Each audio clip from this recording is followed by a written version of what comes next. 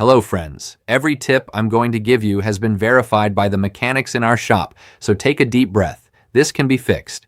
I've been talking with clients and consulting colleagues in the workshop to bring you the clearest info about the top-up Adblue warning on a Peugeot. Basically, this message tells you that the Adblue level is low and needs to be refilled soon so the engine can continue meeting emission standards. Some clients said, "The light came on suddenly, and I thought it was a serious fault, but I just needed to top up the fluid." In many cases, the warning appears before the tank is actually empty.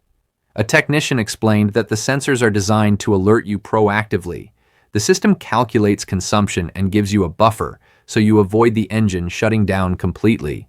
Several clients confirmed that when the real Adblue level was measured, everything was fine. They just needed to refill the tank.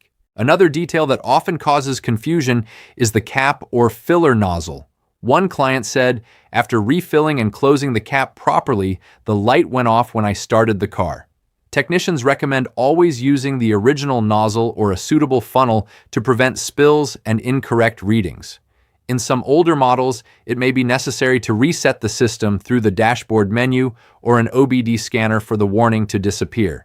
There are also cases where the issue isn't the level, but a faulty sensor or an electrical problem.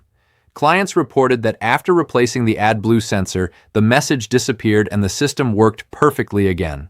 As one technician said, if the warning persists after refilling, the best option is to take it to an authorized shop. The sensors or pump may need inspection. You shouldn't ignore this alert because it's designed to protect the engine and keep emissions under control. Clients who refill the Adblue on time and check the components when needed ensure that their Peugeot keeps running smoothly, without dashboard surprises, and maintains optimal performance on the road. This way, everything stays in order, and more serious faults are avoided.